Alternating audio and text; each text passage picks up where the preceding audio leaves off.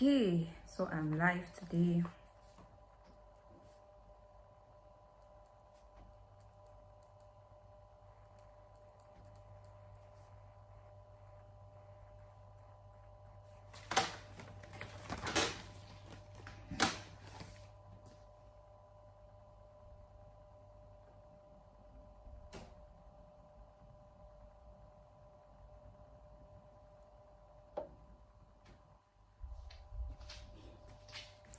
God made man, man made woman. Da, da, da, da, da. Am I even sure like I'm live?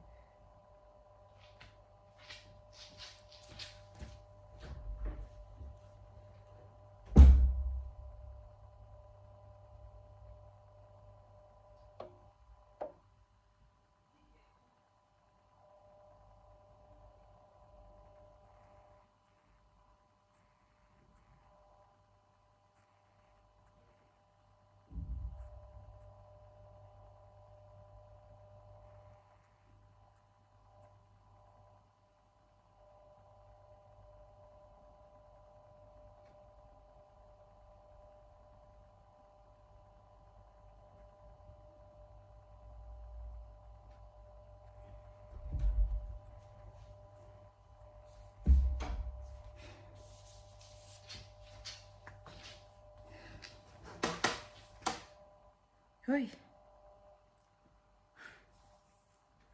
Okay.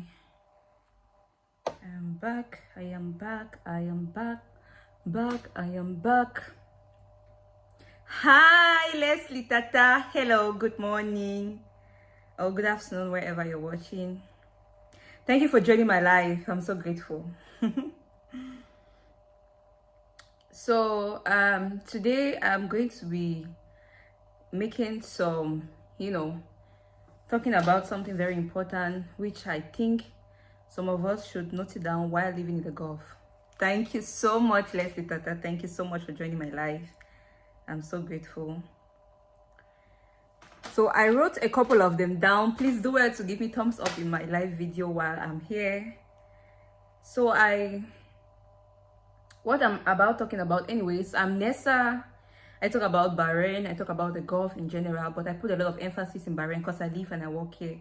So there's a little bit of commotion on TikTok because I made a video yesterday about passports, Cameroon passports. They are not renewed, and we need these people to come and renew passports. And then I received comments online. People were saying that there's my phone is a little bit dark. My brightness is up. Let me increase my brightness a little, so I don't know why.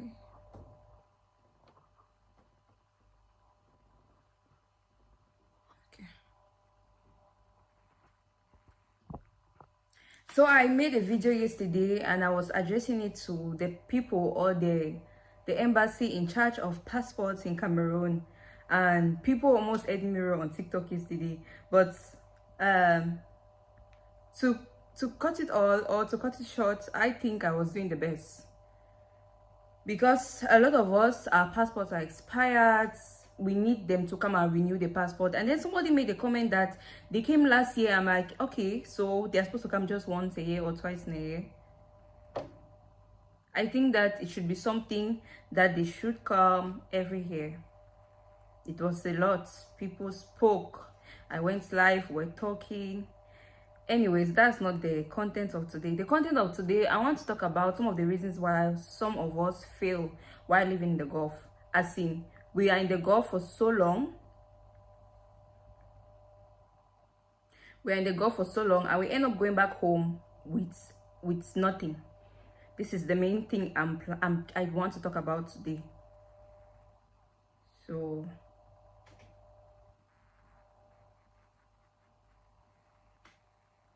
yeah, so this is the main thing I want to talk about today. Thank you so much for joining. I'm so grateful. Thank you so much. So the first thing I think that a lot of Africans fail while they come to the Gulf, because of negativity. Like I'm always saying that Oh, my camera.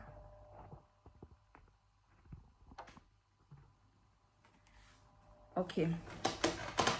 Yeah, so the first thing I think why a lot of Africans fail when it comes to golf is the aspect of negativity. If you are traveling to somewhere, for example, let's say you're traveling to Dubai, and you already put it in your mind that Dubai is a place where people don't succeed, or in Dubai they don't pay well, or in Dubai they stay in bed space, you know, you already have a lot of negative things in your mind about this country. Don't think that, don't expect to make it, don't expect to be successful when you bring a lot of negativity. If you're traveling to somewhere or you're going to somewhere, Dubai is a place where a lot of Africans have made it there. A lot. In fact, the Gulf in general, I'm not putting emphasis there. The Gulf in general. Once you come here, you have a positive mindset. You see that, okay, I can have a future here. You're definitely going to have a future. But when you're coming and you feel relaxed, you know, you don't even try to push, then you should just consider yourself going back home, because there will be no future for you while living in the Gulf. So the first thing is negativity. Try to be positive when you come to the Gulf, because the Gulf is a place where you need energy to work. You need strength. You need to be patient. You need to be tolerant. You need to have to tolerate people, because you're going to meet a lot of nationalities, different kind of nationalities from all over the world, working with you or living around you. So you have to be able to tolerate with people, because you know, when you come to the Gulf, if you don't come here, if you don't have a very good paying job, you'll be living in bed space. And I'm not saying that bed space is a bad place to stay. Bed space is going to help you to save money, because let's say you want to rent a house in here. To pay house rent here in the Gulf is not chocolates, it's expensive. Yeah, it's expensive. So let's say the company provides you for a bed space, and then you stay there. You be like, okay, I cannot stay in the Gulf, or I cannot be in the Gulf because I'm living in bed space. Come on, there are a lot of people live in bed space and they still do well. You know, you are able to save money, you're able to do something, because the money you're supposed to take to go and rent somewhere, you save it there in the bed space. So the first thing is negativity, like I rightly said. And then the next thing has to be understanding yourself. Okay, you have to understand that I am this kind of a person. I'm either a shy person. See, once you understand yourself, you know who you are. You are able to do everything. You are able to do anything. If you understand yourself and you know that, hey, I'm coming from a poor background and I need to make it. By the grace of God, by fire, by force, I need to make it. You really understand that where you're coming from. You're not from a rich place. You need to make it. Positively, rightly, decently, you need to make it. And then you start looking for a job, you start striving, you start hustling, you're going to make it. Understand yourself, understand your background, understand where you're coming from, and then understand where you're going. Because if you come here without any knowledge about yourself as an individual, then you might go back home empty-handed. Notwithstanding, actually the first thing that we had to put in mind, or the first thing we're supposed to talk about, is putting God first. See, when you want to travel, the first thing you have to put in your mind, or the first thing you have to do, is to pray fast that, God, as I'm going to this place, let it work success for my path. Pray. It should not only be that day, you should do it regularly.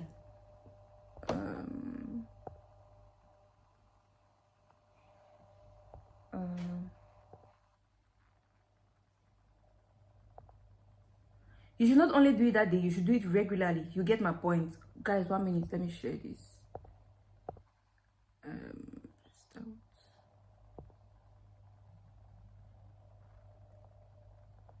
Okay. So about your praying or prayers to God, it should not be something for one day. It should be something that you do often. Because there are even times that there are people who forget to pray. But there are so many ways of praying. You have worshiping, you have talking to God. Worshiping is a means of talking to God. You know, listening to gospel music is a means of communicating to God. So praying and dedicating your time to God while you live in the Gulf is going to help you big time. Us as Africans, we believe a lot in witchcraft, because it can be like, oh, my village people have met me, my village people have planned this and that, and so on. Because if there's a God to answer, then there's a devil to fight. So you have to pray. Okay, so that's another thing we should put in mind as an African who is planning to come to the Gulf and work. Then one of the most important things that bring a lot of Africans down is that you don't have a good saving plan. You don't have a plan, or you don't know how to go about your savings. Now, before leaving from Africa, a lot of girls have suffered the issue of their uncles and their aunties eating their money, especially the girls from Kuwait. I remember I stayed with two ladies. No, I did not stay. I worked with two ladies. One of them, in fact, the two of them were from Kuwait, okay? And then I spoke to them. I'm like, if I stay in the Gulf for a period of time, a long period of time, and I'm working as a house help, you're working as a maid. These people will provide you your house, feeding. They basically provide you everything.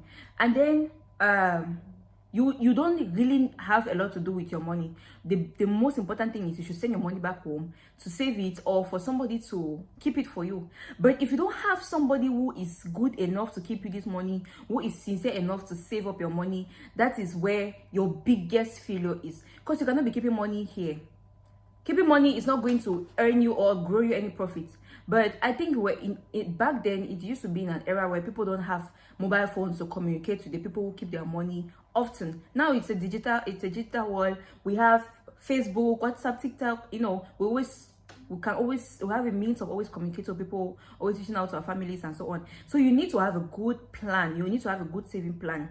Now, one of the things that I'm going to have or encourage a lot of people about the saving plan, or what I'm going to talk about, is that you should enter this merry-go-round. In Cameroon, we call it Jangi. Jangi is one of the most disciplined ways to keep money. Trust me, when I got to the Gulf, the first 2 years, I did not play any Jangi. Like, I was not really focused on it, because I had a lot in my hand. I had my debts I had to pay. I had so many things to do with money at that time. So I was not even thinking about it, you get. But after the second year, I'm like, okay, I think I'm a bit stable. I have a good job. And mind you, one of the reasons why I could not even play this Jangi is because I was working somewhere that I was not getting my salary paid on time. I was getting my salary paid lately, and you know, with this Jangi thing, they give a particular date that you have to pay your money, and if you don't pay this money, you're going to get fined. So that's another reason why I could not join. But now, getting into a company where you receive your salary on time, you receive your salary early, and you receive your salary in full, you're able to make plans with this money. You enter into your Jangi, and then when you get into this Jangi, you are able to play every month. And let's say, for example, you're living in Dubai or you're working in Bahrain, and you're earning a salary of maybe 150 BD. 150 BD, if we're converting this money in CFA, it should be approximately 200 plus, like 250,000 plus. Okay, so yeah, 250, like 260 or something. That's huge money. So let's say that you're playing this Jangi, you're playing 100,000 every month. 100,000 every month, 100,000 in CFA every month is like 60 BD. You're playing this money every month. Then the balance, you can send some money. Let's say you decide to send maybe 30, 40 BD to your family. That's 100 BD gone. You are staying here with 50 BD, and that 50 BD you are able to save up, pay your bills, maybe your electricity. And this happens for people who are staying in company accommodation. Now, if you're not staying in company accommodation, that's where it becomes very tough for you. Let's say you're living somewhere else, but still, you need to have a plan. You need to have maybe a small book, a small jotter, how you want to jot your spending. Because it's very important. Sometimes you see yourself spending money and you don't even know how the money is going. There's sometimes that I feel like I'm really rich. I have money this month. And then when I send home, I pay 1 or 2. I'm like, the money is finished so soon, you know. So this is practically another thing. This is another issue, or this is another major problem that we face. So you should have a good saving plan as an individual who is living in the Gulf, or who plans to be a successful person living in the Gulf. And then, okay, we already talked about the issue of good saving plan. Now we're talking about living in luxury. Living in luxury, living in luxury should be a priority. It should be a priority. Wait, I'm going to explain this. It should be a priority because you work hard for this money. You suffer for this money. So you need to give yourself all the luxuries in the world that you need. If you decide that, okay, this money, you need to treat yourself, you need to go to the mall, get yourself some good shoes and clothes and wig, you are working for this money, you need to do it. But when it becomes too much, it becomes a rampant issue. That's where there's a problem, because you don't save. So you don't only need to live in luxury. Like some people come here and they want to live in good houses. I'm not saying you should not do that, but you should know how your pocket is. You should weigh your pocket. You should weigh your salary. So if you say, okay, I'm going to be living in a house where I pay 100,000 every month, make sure that you're saving 200,000 every month back home. Because there's no future here. I keep on saying that in the Gulf, you don't have a future. You might only have a future if you have a very good paying job and you have properties here. You buy properties that are worth millions. Then you can still have a future. But if you're working and you're earning little, your main focus and your only goal should be, I need to invest back home. Because what if one day they just wake up and say, okay, all Africans, you're going back home. Like now, let's talk about now. The visas are closed. Visas are closed. You cannot come here with a visit visa. You cannot even think of coming here with a visit visa. So they just get up and say, okay, we're not renewing visas again for Africans. You guys should go back home. We want our nationals or want our locals to work. What are you going to do? So even before doing anything luxury, before enjoying and getting all the luxury in the world, make sure you have invested something back home, because you can be sent back home anytime. Something can happen. Anything can happen. You can even want to go for vacation and you don't have a place to put your head down. So forget about all the luxuries. What you came here to do is to hustle and make it big back home, or to hustle and go to a country where you're going to have future. Because here it's like a stepping stone. So some people, they stay here for a very long period of time and they make it big. But these people try their best to invest back home. I have a lot of people, I know a lot of people who have stayed there for long and they have not made anything back home. Like nothing. But this should not be your case as an individual who is watching me. This should not be your case. You should save and you should invest back home. It's very important. Okay, I'm going to talk about your company. Next thing is going to be your company, the people you keep around you, where you go, who you associate with. It's an important issue. For example, let's say you're working with a group of people, or you're working with these people who drink recklessly, people who smoke, people who take drugs. This is one of the major reasons why a lot of us get deported back home. I had a scenario, or let's say I had a case where I had one of my friends who was working with me back then in Dubai, and then she didn't want to work. She wanted to do something which she thought it would be more easier. I said it that when you travel and come to the Gulf, whatever you get at that moment, grab it, even if it's a cleaning job. Because cleaning jobs in Dubai or in Bahrain, they pay like 120 BD, 150 BD. That's not small money. In Cameroon, you can never get that type of money for cleaning. Even people who are working in government will not even be able to get that money as their salary, unless people go and do small. But the money, if you have to convert it to CFA, it's money that you cannot have back home as salary. It is impossible. Very rare. Very few people will earn that high. So when you come, get anything first so that your visas can be converted and you don't get deported back home. I hope I'm getting this thing is entering people's heads. And then now the issue of the company you keep. Okay, if you decide that you want to keep good company, your stay here is going to be so sweet. And sometimes I even think one of the things I'm even saying is that you should not get too comfortable with the people you live around, your surroundings. Like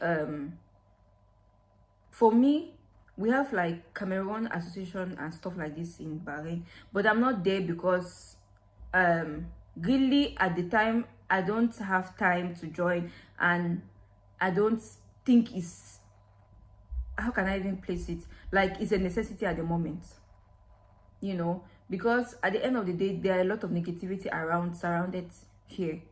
So sometimes I just think being on my lane and just staying, it's the best option for me. So your company, you should try your best to stay with people who lift you up positively. Don't interact or don't be friends with people who drink and get drunk and make noise recklessly. Remember, we're in an Arabic country and these people, they don't even like noise in the first place. Like where I'm living in the Shah area. These people don't want noise.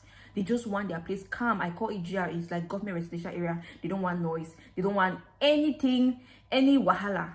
So bring good company and avoid drinking recklessly. See, people who drink, people who save, that they one of the highest people that hardly save money because they think the only thing they're thinking of. And the worst people are the people who smoke. And there's a saying that show me a friend, I'll tell you who you are. If you show me a friend, I'll know, okay, this is the type of people you're working with. You eventually become, one day you become a smoker, or one day become a drinker. You will be drinking, and the only thing will be like, I need to drink, I need to smoke. And you will not be able to save, and that's even going to increase your chance of becoming a failure back home. We'll talk about dating somebody who does not support your dreams, or who does not push you, because a relationship is a relation. It's a ship that should be related. It's a relation between you and this person. So this person, or whoever you're dating, as ladies or as gents dating somebody, you as a lady should be able to push this guy positively, and you as a guy should be able to push this lady positively, and save, invest, repeat. Okay, I spoke about Patrick. Thank you for joining my live so much. Thank you so much. I spoke about saving. Yeah, I spoke about investment already. So now I'm talking about dating somebody who does not support your dreams, because this is one of the major things. If you date somebody who does not push you, for example, if you come here, please do wait to share the life. Okay, I'm so glad people joined. I'm so grateful. So I talk about saved already. I talk about investing back home, and then I talk about dating somebody. You know, your dating life has a lot to tell with your daily activities, because if you date somebody who is not willing to push you or send you in front, then you're equally going to be a failure. Because a lot of people who travel, majority of the people who travel and come to the Gulf are the people who are single. And then you decide that you're coming to the Gulf, you come to the Gulf and you want to date somebody in the Gulf, and this person is just there to drain you or take from you, and is not wanting to give or is wanting to push you. That's where you're going to have another, major issue as an individual, as a young person who is trying to make it big back home. Because it's not easy. You don't just become big in a day. You don't just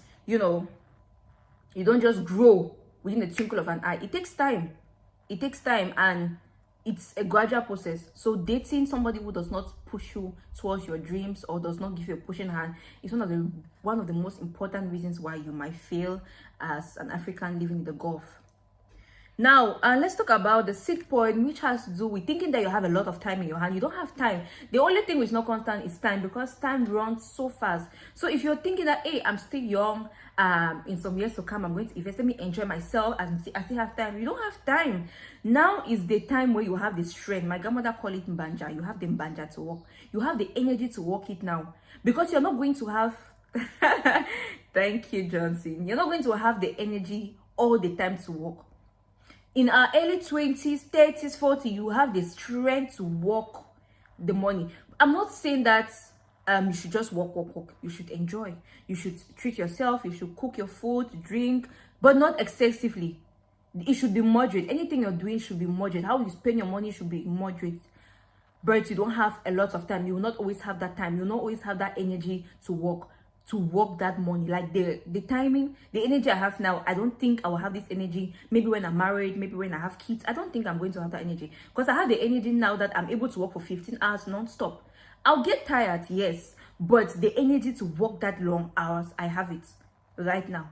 I have that energy. So you're not going to have that energy all the time. So don't think that, oh, I just came to the Gulf, I still have time to work, I still have time to save. You don't have time. You do not have time.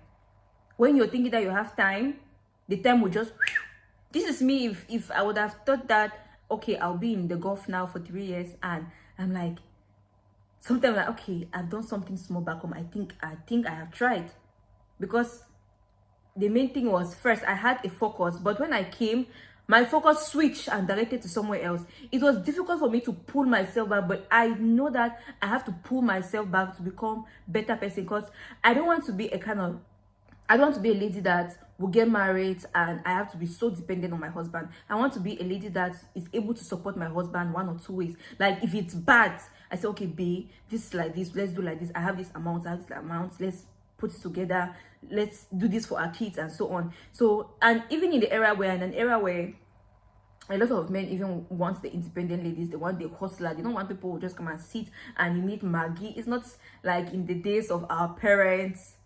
Things change at any time. I stayed in Manama for 8 years, and I totally agree with you.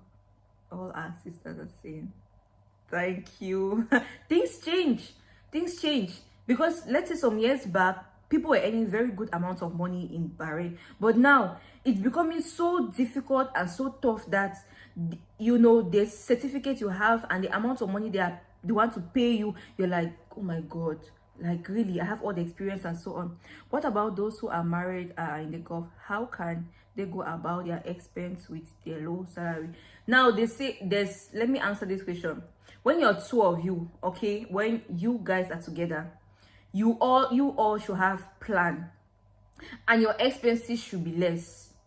Okay, if you're in the Gulf, I'm not, one thing is that I'm not going to encourage people that if you are not any, if you don't have high paying salary, don't bring your kids here, because the salary is the school fees is expensive. So I'll tell you that don't bring your kids. You should have somebody who is trustworthy, somebody that you think can take good care of your child. But I know that there is nobody who can take care of your child like the way you will want to take care of your child. No matter what the person is, your mother, your father, they cannot take care of your child the way you want to take care of that child. So if you're earning low salary, you guys should learn how to, you know, come together and have plan. First, saving plan. Let's say for example, your husband is earning 1,500 and you're earning let's say 2,000. Okay, let's say you are earning 200 BD. 200 BD. 200 BD is 300,000 in CFA. That's 600,000 together. You people bring that money together. You people are supposed to have, you people, whether you people like it or not, you people are supposed to have the highest level of collaboration. Because if you bring this money together, you have 400 together. You say, okay, babe, this, we are moving 100, or I'm moving 150. This, okay, yes, we are moving this amount of money. We save it in Cameroon. This amount of money is to pay our rentage. This amount of money is for our feeding. So you people need to, whether you like it or not, you people have to merge it together. Because bringing the money together is going to ease, you know, the stress and so on. And then you should not put your expenses above the amount of money you receive. You should not be earning low and you want to go high. You should not earn low salary and you want to live in luxury. No, you should live according to how you are earning. So cut your coat according to your material. It's not even according to your size, it's according to your material. You get? So I hope I've answered your question, Johnson. Yeah, you should not live high. You should live according to your salary. You guys should bring your salary together and have a saving plan. You say, okay, this one we are putting it for Anjangi, or this one we're putting it for our savings, and then this one we'll put it in our, you know, our daily activities, maybe our food, our laundry stuff and so on, and this one is for our rentage. So that's it. I hope I answered you. Thank you. I'm glad I was able to answer your question. If you have any other questions, you can drop it down. I'm going to answer. So I already spoke about the issue of thinking that you have a lot of time. No, you're not always going to be that young. You're not always going to have that energy that you're thinking that you have now. You're not always going to have it. The small salary you have, if you cannot manage the small you have, then even when you have the huge amount, you'll not be able to manage it. You need to start managing from the small you're getting from your job.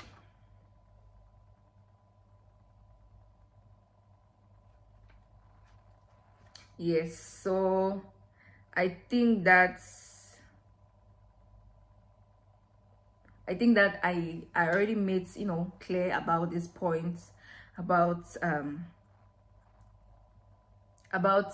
why a lot of Africans will fail. And I think that, and I know that if you listen to this video, it's going to impact a lot of people positively, because I decided to put more emphasis in Bahrain, because, you know, a lot of Africans live in the Gulf and some of us really fail woefully.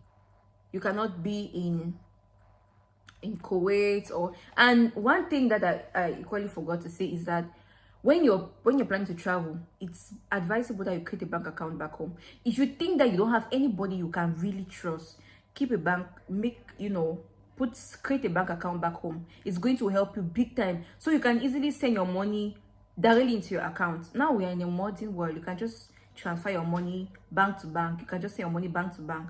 Because if you don't have somebody who you think you can really trust, and even before opening the bank, you should make sure that this bank is a trustworthy bank. Because I'm not saying you should go and open this small, organization. Go to a bank, national bank in your country, and put your money there, or just create an account before traveling, so you can be seeing your money there if you think that you don't have anybody that you can trust. Because trusting people is so difficult when it comes to money. Money is that one thing that can bring people together and can destroy people within a twinkle of an eye.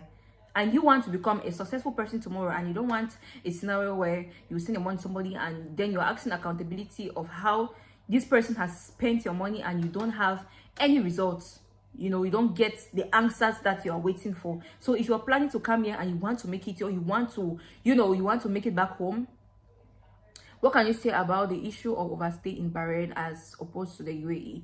The issue of overstay in Bahrain, I cannot say that is different from the UAE, because, you know, it's Gulf in general, and these two people, they move, they align together. Guys, just 1 minute, let me close my door.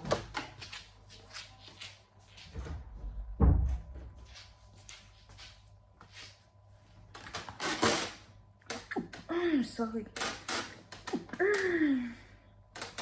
So the issue of overstay is almost the same like in, but in fact it's the same like in the UAE, because in the UAE, when you come for 3 months, or we come with your 3 months visa, and then after your 3 months visa has expired, you need to do renewal, and then after the renewal, your visa is going to, you know, you're going to have your visa. But in Bahrain, when you have stayed there for so long, and let's say you have come here for your 3 months and you have stayed for so long, and your visa expires, you get into overstay, you start paying fine. And then what I can advise to people is that one of the reasons why people get into overstay is because they are selective when it comes to job. So get anything first so you don't get yourself into overstay. And overstay, of course, you're going to be paying fine. Like, it's piling up every day. So I'm not going to encourage anybody to even get to that state of overstay. Get anything, if it, as I'm like this, if it happens that I get terminated tomorrow, or I lost my job, I get a cleaning job, I'm doing that cleaning job. I need my visa, I need the money, I need to hustle. So the issue of overstay is practically the same thing with the UAE.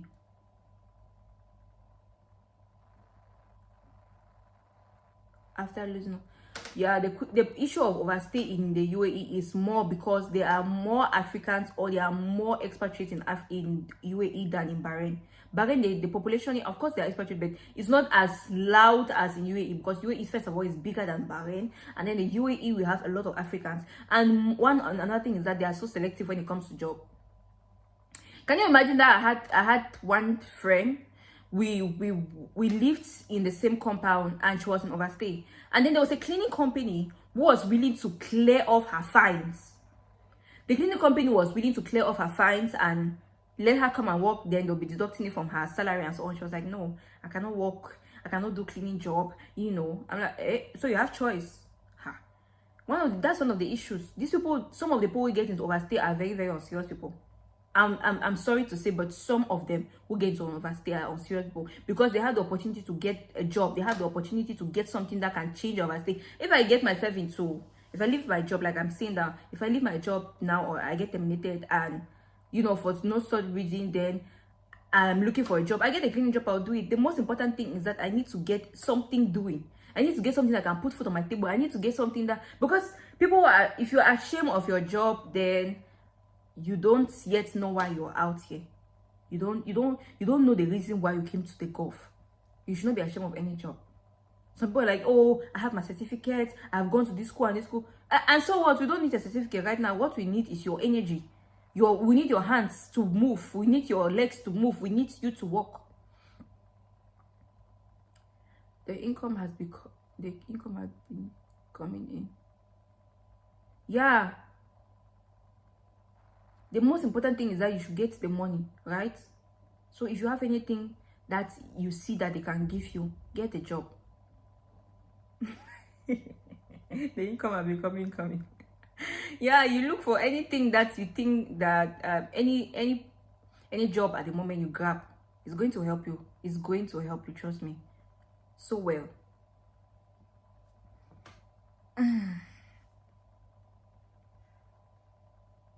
Do you have any questions for me, Patrick? I've been here for 34 minutes. I'm glad you participated in my life today. I'm so grateful. You know, to have people in your life is the grace of God. So what did I lack? What did I not say about this? I think I said all the necessary and the most important things about it. I'm also in the Gulf, so I'm not only saying this, but I'm trying my possible best to put it in practice. It's not only about talking. It's also about putting it in practice. So I'm doing my best to put it in practice, so I don't become a failure tomorrow when I go back to my home country. I want to go back to my home country and be like, hey, this girl went out and she has done something, you know.